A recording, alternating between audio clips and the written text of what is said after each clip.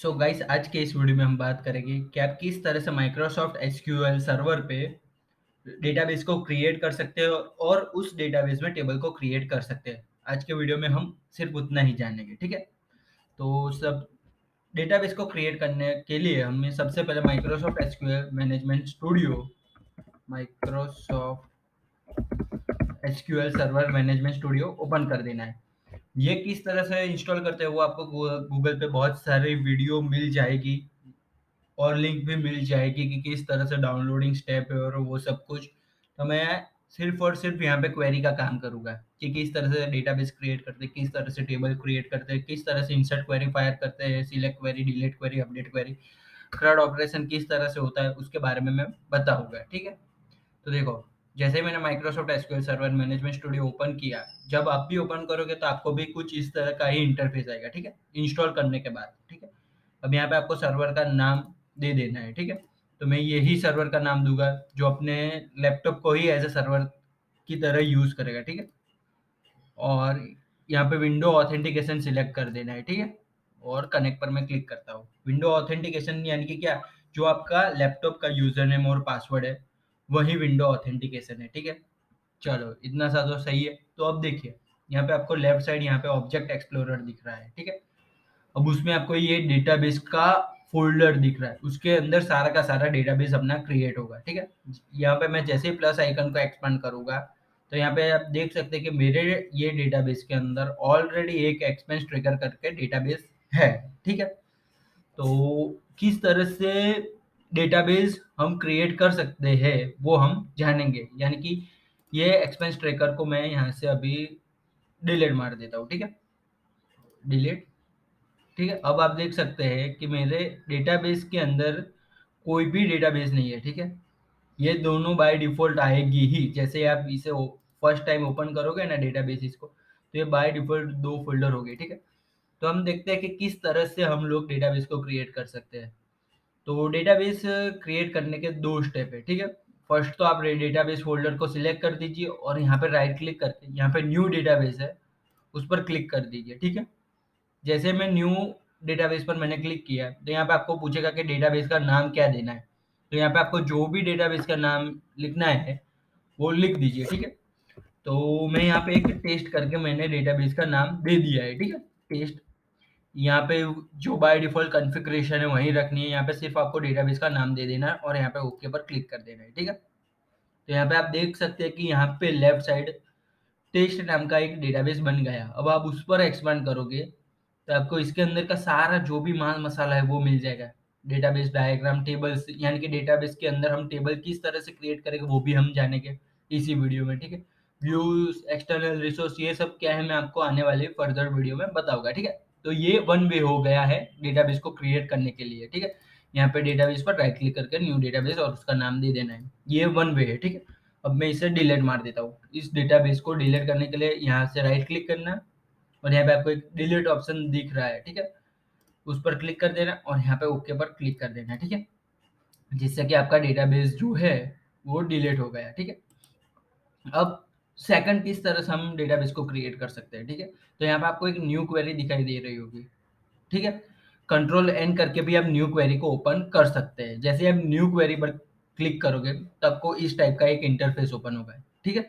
यहाँ पे आपको क्वेरी फायर करनी है। ये जो न्यू क्वेरी है ना, वहाँ पे आपको सारी की सारी इंसर्ट, टेबल क्रिएशन की, अपडेट टेबल की, ड्रॉप टेबल की, ये सारी की सारी क्वेरी इधर आएगी, ठीक है?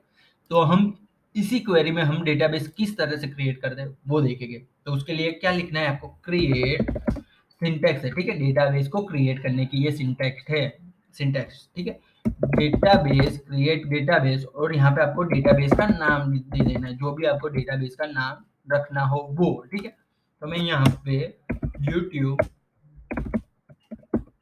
एग्ज़ाम्पल, ठीक है? ऐसा मैंने डेटाबेस का नाम दे दिया है। अभी आप देख सकते हो कि लेफ्ट साइड पे कोई भी डेटाबेस नहीं है, ठीक है? मैं यहाँ पे आपको रिफ्रेश करके दिखाता हूँ, ठीक है? डेटाबेस पर राइट क्लिक करके मैं रिफ्रेश करता हूँ, तो आप देख सकते हैं अभी फ़िलहाल यूट्यूब एग्ज़ाम्पल करके कोई भी डेटाबेस नहीं है, ठीक है? जैसे ही मैं इस क्वेरी को एग्ज़ीक्यूट करूँगा, ठीक है? सिलेक्ट किया और एग्ज़ीक्यूट किया, ठीक है? F5 से भी आप ये सिलेक्ट की गई क्वेरी को एग्ज़ीक्यूट कर सकते हैं, ठीक है? कीबोर्ड पे F5 दबाओगे फिर भी ये क्वेरी एग्जीक्यूट हो जाएगी या फिर यहाँ पे एग्जीक्यूट करोगे। ठीक, जैसे ही एग्जीक्यूट करोगे तो नीचे से एक लॉग फाइल होगी, ठीक है?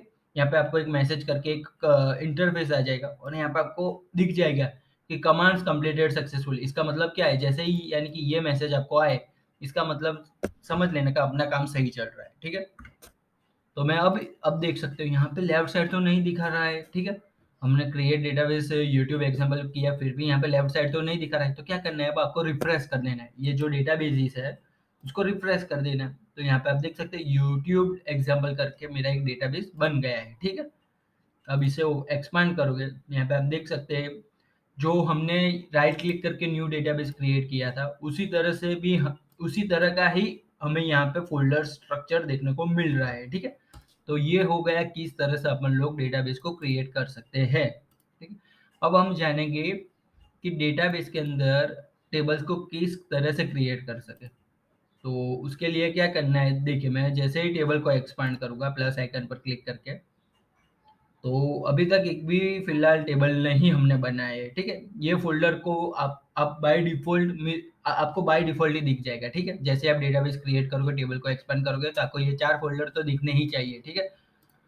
तो अब टेबल किस तरह से क्रिएट करते हैं, चलिए उसकी सिंटैक्स क्या है वो देख लेते हैं, ठीक है? तो मैं क्या करता हूँ, यहाँ पे क्रिएट टेबल का भी सिंटैक्स बहुत सिंपल है, वो भी 2 वे से हम कर सकते हैं, ठीक है? पहला तो जैसे कि हमने डेटाबेस को राइट क्लिक करके न्यू डेटाबेस बनाया था, उसी तरह से टेबल के फ़ोल्डर पे राइट क्लिक करके यहाँ पे न्यू करके, यहाँ पे टेबल आपको दिखाई दे रहा होगा, उस पर मैं क्लिक करूँगा, ठीक है? तो यहाँ से भी मैं कॉलम का नाम जो भी रखना हो, उसका डेटा टाइप क्या है वो रखना हो और नल रखना है कि नहीं रखना। तो इस तरह से भी हम टेबल को क्रिएट कर सकते हैं, ठीक है? तो मैं दिखाई देता हूँ, जैसे कि मान लीजिए मैं एक कस्टमर का टेबल बना रहा हूँ, ठीक है? कौन-सा? कस्टमर का। तो कस्टमर के अंदर हमको पता है क्या-क्या आ सकता है, जैसे कि कस्टमर के अंदर उसका नेम आ सकता है, उसकी फिर कॉन्टैक्ट नंबर आ सकता है, एड्रेस आ सकता है, फिर बहुत कुछ आ सकता है, एड्रेस आ सकता है, उसका ईमेल आईडी आ सकता है। ये कस्टमर के अंदर इतनी सी तो कॉमन चीज़ होती ही है, ठीक है? और एक बात याद रखना, जब भी हम टेबल बनाए ना, तो आईडी पास करवा देनी है। क्यों? उसके पीछे का क्या रीज़न है, वो मैं आपको आने वाले वीडियो में बताऊँगा, ठीक है? प्राइमरी की, फॉरेन की का कंसेप्ट समझेंगे, वहाँ पे हम आईडी का क्या यूज़ है, वो हम जानेंगे, ठीक है? अभी फ़िलहाल हम इतनी फ़ील्ड टेबल के अंदर क्रिएट कर देते हैं, ठीक है? यहाँ पे कॉलम नेम है, वहाँ पे यही डालना ID, name, contact, address, email, ठीक है? देखो आईडी का हमको इंटीजर दे देना है, ठीक है? सिंपल, ये किसी भी जगह पे इतना सा अप्लाई होता है, most of the time ID अपनी इंटीजर ही होती है, ठीक है? नेम नेम हमको पता है वो कैरेक्टर में होता है, ठीक है? कैरेक्टर में होता है, तो उसके लिए वैरचर करके एक फील्ड है, ठीक है? जब भी मुझे कॉलम में कैरेक्टर पास करवाना हो, तो उसके अंदर वैरचर होता है, ठीक है? अब कॉन्टैक्ट की बात करूँ तो वो नंबर भी हो सकते हैं या फिर उसमें कैरेक्टर भी आ सकता है। अब कॉन्टैक्ट में कैरेक्टर किस तरह से आएगा वो मैं दिखाता हूँ। जैसे कि हमें पता है कि इंडिया का कंट्री कोड है +991, ठीक है? वो हमें पता है। यहाँ पे देखिए 91 है वो न्यूमेरिक है, लेकिन यहाँ पे प्लस जो है वो कैरेक्टर है। और तो हमें पता है कि भाई इसमें कैरेक्टर आएगा तो इसमें भी हमें वैरचर लेनी है। ये आपकी रिक्वायरमेंट पर होता है कि कब कॉन्टैक्ट में वैरचर लेना है या फिर न्यूमेरिक लेना है, ठीक है? अगर मान लीजिए आप +91 का यूज़ नहीं करते हो, रैंडम यानी कि नंबर्स का यूज़ करते हो, तो यहाँ पे हमें न्यूमेरिक फील्ड लेनी है, ठीक है? बाद में आता है एड्रेस। तो एड्रेस कैरेक्टर ही होता है जैसे हमें पता है, तो उसमें भी वैरचर आएगी फील्ड, ईमेल भी वैरचर आएगी, ठीक है? तो चलिए हम इस टाइप की कॉलम अपने डेटाबेस के टेबल के अंदर बना देते हैं। तो अपन सबसे पहले आईडी दे देते हैं, ठीक है? कहाँ डेटा टाइप, देखिए अब डेटा टाइप में आप इसको एक्सपांड करोगे, यहाँ पे आप देख सकते हो बहुत जितनी भी माइक्रोसॉफ्ट एसक्यूएल सर्वर के अंदर जो स्टैंडर्ड डेटा टाइप है वो आपको यहाँ पे मिल जाएगा, ठीक है? तो मैंने वेरकर की बात कही थी, यहाँ पे आप देख सकते हो वेरकर है, यहाँ पे वेरकर 50, वेरकर मैक्स और एक एन वेरकर करके भी है, ठीक है? ज्यादातर अभी एन वेरकर बहुत यूज होता है, उसका क्या डिफरेंस है वो भी मैं बताऊंगा, ठीक है? तो यहाँ पे जैसे ही मैं एन वेरकर लिखूंगा तो आप देख सकते हैं कि ऊपर मुझे सजेशन आ रहा है, ठीक है? लेकिन हमें तो ये आईडी बनानी है ना, तो आईडी में तो इंटीजर ही होता है, ठीक है? जैसे कि मैंने कहा था। अब नेम, ठीक है? नेम नेम वेरचर होता है, ठीक है? वेरचर, लेकिन मैंने क्या कहा, अभी ज़्यादातर एनवर का यूज़ हो रहा है, ठीक है? एनवर का यूज़ हो रहा है, तो हम एनवर्कर ले लेते हैं। देखो बेसिकली एनवर्कर और वेरचर के बीच में डिफरेंस क्या है वो मैं दिखाता हूँ। एनवर्कर है, ठीक है? वो एक कैरेक्टर के लिए 2 बाइट की जगह लेता है, ठीक है? मेमोरी में एक कैरेक्टर स्टोर करने के लिए 2 बाइट की जगह लेता है, ठीक है? Nvarchar 2 size required 2 byte required for storing 1 character, ठीक है?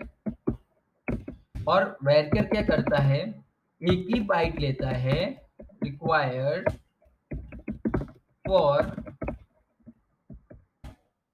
स्टोरिंग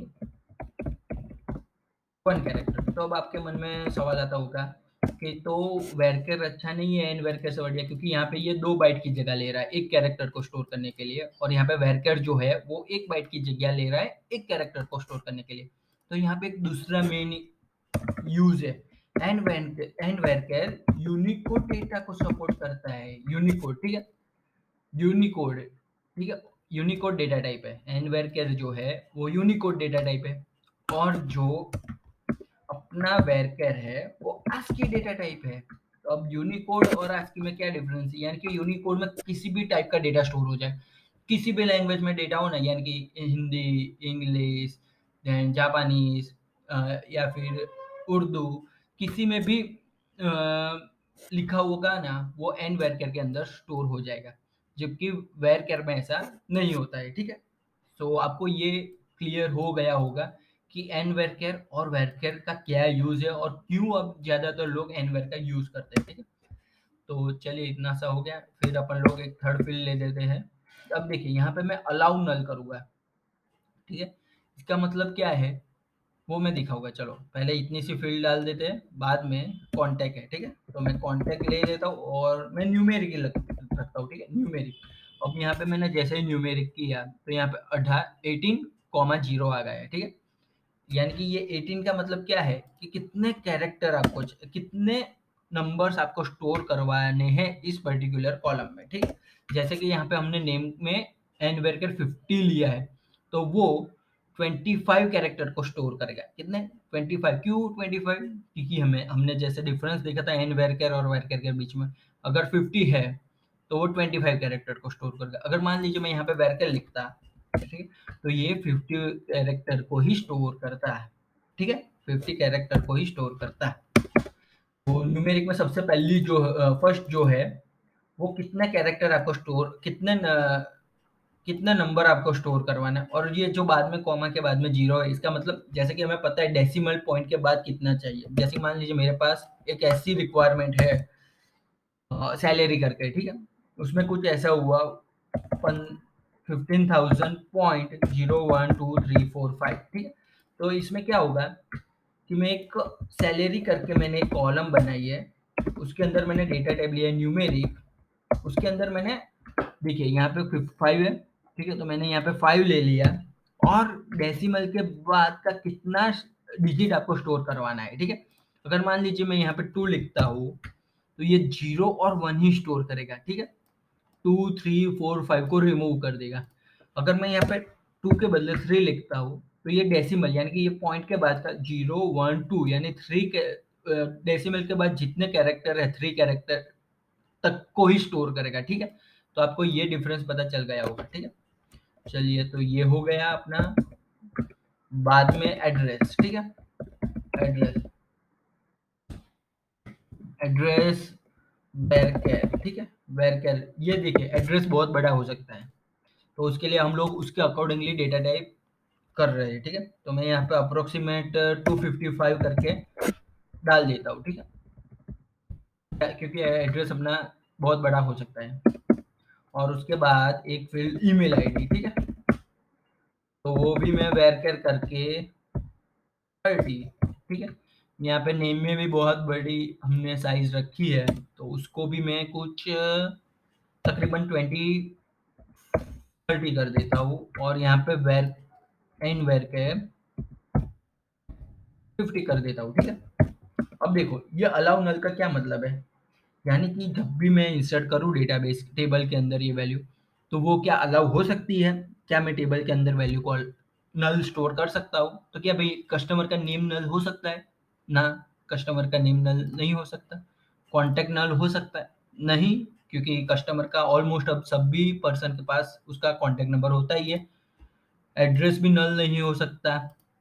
हाँ, ईमेल आईडी नल हो सकती है क्योंकि कभी किसी कस्टमर के पास नहीं हो सकता ईमेल आईडी, उसे पता भी नहीं होता, तो इसलिए हम इससे नल रख सकते हैं, ठीक है। और आईडी की बात करूँ तो ये भी नल नहीं हो सकता, क्यों, उसका मैं प्राइमरी की और फॉरेन की के कंसेप्ट में बताऊंगा, ठीक है। चलो भाई इतना सा अपना स्ट्रक्चर हो गया है, अब उसे कंट्रोल सेव करना है, ठीक है। तो सेव किस तरह से करेंगे, कंट्रोल एस आपको दबा देना है, और यहाँ पे एक पॉपअप विंडो आ गया है, यहाँ पे आपको, हाँ, सो यहाँ पे आपको अपने टेबल का नाम दे देना है, जो भी आप टेबल का नाम रखना चाहते हो वो।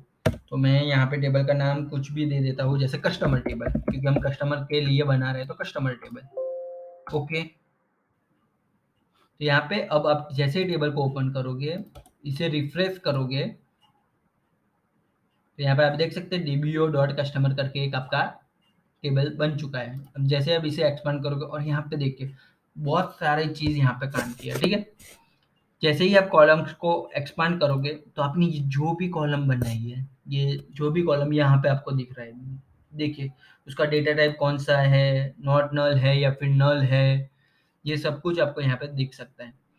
अब कीज, ये कीज के अभी फिलहाल कुछ भी नहीं है, वो इस की फोल्डर के अंदर प्राइमरी की कौन सी है, फॉरेन की कौन सी है, ये सब इसके अंदर आएगा, ठीक है। कंस्ट्रेंट, कंस्ट्रेंट भी बहुत बड़ा कंसेप्ट, वो भी मैं आपको दिखाऊंगा। कंस्ट्रेंट यानी कि क्या, कंस्ट्रेंट में भी प्राइमरी की फॉरेन की हो सकता है, फिर वो यूनिक है कि नहीं है वो हो सकता है, चेक है, चेक के लिए और वो सब कुछ के लिए, डिफॉल्ट के लिए भी हो सकता है, ठीक है। ये सब कंस्ट्रेंट हुए, वो भी मैं आने वाले वीडियो में बताऊंगा, ठीक। तो ये वन वे हो गया किस तरह से अपन लोग टेबल को क्रिएट कर सकते हैं, ठीक है। अब दूसरा हम क्वेरी के जरिए देख लेते हैं कि क्वेरी से हम किस तरह से क्रिएट टेबल बना सकते हैं, क्योंकि मेन अपना वही है, क्वेरी से खेलना, ना कि हमें न्यू यहाँ पे राइट क्लिक करके न्यू करके वो सब करना है, ठीक है। तो क्वेरी के लिए देखिए, जैसे ही हमने क्रिएट डेटाबेस, डेटाबेस का नाम लिखा था, उसी तरह से मैं यहाँ पे क्रिएट टेबल, टेबल नेम, तो टेबल नेम का नाम आपको जो भी रखना हो, मैं यहाँ पे अब कस्टमर वन करके एक बना रहा हूँ, क्योंकि कस्टमर तो भाई ऑलरेडी है, तो हम उससे नहीं बना सकते, तो मैं यहाँ पे दूसरा टेबल कस्टमर वन करके मैं बना रहा हूँ, ठीक है। उसके बाद राउंड ब्रैकेट पैरेंथेसिस, ठीक है, एंटर। फिर जो भी हमने कस्टमर में सोचा था वही कॉलम यहाँ पे हम लिख देते हैं। तो मैंने क्या सोचा था भाई, कस्टमर की एक आईडी होगी, ठीक है। और हमेशा एक याद रखना, ये जब भी आप किसी भी टेबल का नाम कस्टमर, एम्प्लॉय, फिर यूजर, तो उसके पीछे एस लगा देने का, क्योंकि हमारे टेबल के अंदर मल्टीपल रोज हो सकती है, ठीक है। तो कस्टमर्स आएगा, ठीक है, आईडी। उसके बाद ये एक स्टैंडर्ड फॉर्मेट है, ऐसा कुछ जरूरी नहीं है कि हमें पीछे एस लगाना ही है, ठीक है, टेबल के पीछे एस लगाना ही कि नहीं, लेकिन एक स्टैंडर्ड रूल है, ठीक है। आईडी, अब आईडी कौन सी, अपने डेटा टाइप इंटीजर, ठीक है, कॉमा, अब नेम, देखिए अब नेम मैंने जैसे ही किया तो आप देख सकते हैं यहाँ पे ब्लू आ गया है, ठीक है। जैसे ही आप कुछ भी, यानी कि ये क्या है, ये ऑलरेडी रिजर्व वर्ड है अपने माइक्रोसॉफ्ट एसक्यूएल सर्वर के अंदर। तो अब उसके लिए क्या करना चाहिए, हमें आगे और पीछे स्क्वायर ब्रैकेट लगा देंगे, ठीक है। तो ये देख सकते हैं कि अभी ब्लू जो था अपना नेम वो चला गया है। ऐसा कंपलसरी नहीं है कि हमें आगे पीछे स्क्वायर लगाना है, लेकिन ये अच्छा है, जिससे पता चले, ठीक है, स्टैंडर्ड कोडिंग फॉर्मेट है। अगर आप ऐसा स्क्वायर ब्रैकेट नहीं लिखोगे, फिर भी अपना कोड जो है, जो टेबल है वो क्रिएट हो जाएगा, उसके अंदर नेम नाम के भी कॉलम बन जाएंगे, लेकिन जैसे ही यहाँ पे ब्लू आए तो आगे पीछे अपन को स्क्वायर ब्रैकेट लगा देने का। अब उसका क्या था, अपन ने वेरकर सोचा था, उसको आपको जो भी जितनी भी साइज पास करनी है वो कर सकते हैं।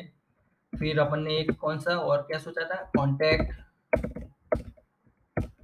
कॉन्टैक्ट न्यूमेरिक, अंदर अपनी दो फील्ड पास करनी है, 10 डिजिट का अपना नंबर होता है, ठीक है, तो उसके लिए 10, कॉमा जीरो, क्योंकि नंबर में किसी भी दिन हमने पॉइंट वाला नंबर नहीं देखा है, कॉन्टैक्ट नंबर, ठीक है। उसके बाद अपना एड्रेस है, यहाँ पे कॉन्टैक्ट एड्रेस। एड्रेस में भी आप देख सकते हो कि ये भी भैया ऑलरेडी रिजर्व वर्ड है इस एसक्यूएल के अंदर, तो उसको भी हम आगे पीछे स्क्वायर ब्रैकेट लगा देंगे। तभी हम एन वेरकेर और 300 जितना मैंने पास कर दिया, ठीक है। और लास्ट में ईमेल, ठीक है, ईमेल एन वेरकेर 50, ठीक है। चल भाई इतना तो हो गया। अब देखिए वहां पे हमें नॉट नल के लिए और नल के लिए चेक बॉक्स आ रहा था, यहाँ पे ऐसा कुछ भी नहीं है। तो क्या करेंगे भैया कि ये नल है, इसको कंपलसरी रखना है कि नहीं रखना। तो उसके लिए हम यहाँ पे इंटीजर के बाद, जैसे कि मान लीजिए आईडी कंपलसरी होनी चाहिए, नेम की फील्ड भी कंपलसरी होनी चाहिए, कांटेक्ट भी हो कंपलसरी, एड्रेस भी कंपलसरी। तो उसके पीछे क्या करेंगे, जैसे कि आईडी के पीछे डेटा टाइप के पीछे स्पेस और यहाँ पे नॉट नल लगा देंगे, ठीक है। नॉट नल यानी कि इसका मतलब क्या हुआ कि आईडी नॉट नल कभी भी नहीं हो सकती। आईडी के अंदर हमें कंपलसरी डेटा पास करवाना ही पड़ेगा, ठीक है। उसी तरह से नेम में भी not null, not null, not null, ठीक है। ईमेल हो भी सकता है नल, क्योंकि जैसे मैंने बोला कस्टमर के पास ईमेल नहीं होता, ठीक है। अब इसको किस तरह से एग्जीक्यूट करके देखिए, एग्जीक्यूट करने के लिए हमें जितना सा भी हमने कोड लिखा है ना उसको ही सिलेक्ट करना है। देखिए अगर मैं पूरा का पूरा सिलेक्ट करके या फिर नहीं सिलेक्ट करके एग्जीक्यूट करूंगा तो ये मुझे देखिए यहाँ पे एरर दे रहा है, database using YouTube example already exist. यानी कि क्या मतलब है कि ये भाई डेटाबेस जो है हमारे डेटाबेस फोल्डर के अंदर ऑलरेडी है, ठीक है। तो जितना हमने लिखा है उसको ही सिलेक्ट कर देने का और यहाँ पे F5 या फिर एग्जीक्यूट बटन पर क्लिक कर देने का, ठीक है। तो यहाँ पे आप देख सकते हैं this is already an object name customer once. क्यों ऐसा हुआ पता है, क्योंकि हमने देखा था ना कि जैसे मैंने यहाँ पे कुछ भी सिलेक्ट नहीं किया था और एग्जीक्यूट किया था तो ये ऑटोमेटिकली टेबल बन चुका था। भले ही उसमें इसमें एरर दिखा रहा था लेकिन ये टेबल तो बन गया था, ठीक है। अब मैं इस यूट्यूब एग्जाम्पल को फिर से रिफ्रेश करूंगा तो यहाँ पे आप देखेंगे तो टेबल को एक्सपांड करेंगे तो यहाँ पे कस्टमर वंस करके एक टेबल आ चुका होना चाहिए। This is already an object name customer one in database. क्यों भैया ऐसा हुआ? अच्छा अच्छा अच्छा अच्छा। देखिए मैं ये कस्टमर वन यहाँ पे जो यूट्यूब एग्जाम्पल है ना, यूट्यूब एग्जाम्पल उसके अंदर बनाना चाहता हूँ, ठीक है। तो यहाँ पे आप देख सकते हैं मास्टर करके दिखाई दे रहा है आपको, उससे आप एक्सपांड करोगे तो उसके अंदर आपको डेटाबेस सिलेक्ट करना पड़ेगा कि ये टेबल आपको किस डेटाबेस के अंदर क्रिएट करना है, ठीक है। ये टेबल जो है वो आपको किस डेटाबेस के अंदर क्रिएट करना है वो यहाँ से आपको ड्रॉप डाउन करके सिलेक्ट करना पड़ेगा, ठीक है। तो मैं यूट्यूब एग्जाम्पल जो डेटाबेस है उसके अंदर ये कस्टमर वाला टेबल क्रिएट करना चाहता हूँ, ठीक है। फिर से मैं सिलेक्ट करूंगा और अब मैं एग्जीक्यूट करूंगा और अब फिर से मैं इसे रिफ्रेश करूंगा और टेबल को एक्सपांड करूंगा तो अब यहाँ पे आप देख लेना कि कस्टमर वंस करके एक टेबल आ चुका है, ठीक है। अब उसमें एक्सपांड करोगे कॉलम्स में जाओगे तो वही सेम टू सेम देखिए आईडी इंटीजर है, नेम वेरकर हमने जो भी पास किया था वो, कांटेक्ट का हमने जो भी डेटा टाइप और साइज पास किया था वो, एड्रेस का भी हमने जो भी साइज पास किया था वो। यानी कि आप जिस देखिए जब भी आप क्वेरी इस तरह से लिखोगे, ठीक है, यहाँ पे न्यू क्वेरी करके यहाँ पे लिखोगे तो यहाँ पे सबसे पहले आप जिस भी डेटाबेस पे काम करना चाहते हो, ठीक है, जिस किसी भी डेटाबेस में मैनिपुलेशन करना चाहते हो उसे यहाँ से सिलेक्ट कर देना है, ठीक है। जैसे कि मैंने सीनियर में बताया था यहाँ पे मास्टर था तो यहाँ पे किसी और जगह पे एक मेरा ये टेबल बन गया होगा, ठीक है। देखिए सिस्टम डेटाबेस के अंदर ऑलरेडी बाय डिफॉल्ट ये डेटाबेस आते ही है, ठीक है। उसमें हम देखिए मास्टर था पहले तो मैं मास्टर को एक्सपांड करूंगा उसके अंदर टेबल्स को एक्सपांड करूंगा तो यहाँ पे वहां पे मुझे कस्टमर वंस करके देख सकते हैं कि टेबल दिखा रहा है मास्टर के अंदर, ठीक है। तो जिस डेटाबेस को मैनिपुलेशन करना है उसे सबसे पहले यहाँ से सिलेक्ट करके फिर क्वेरी एग्जीक्यूट करवानी है। सो आई होप आपको ये पता चल गया होगा कि किस तरह से आप डेटाबेस को क्रिएट कर सकते हैं और टेबल को क्रिएट कर सकते हैं, ठीक है। सो वीडियो पसंद है तो लाइक शेयर और सब्सक्राइब जरूर कर देना। मैं मिलता हूँ आपको अगली वीडियो में, तब तक के लिए गुड बाय।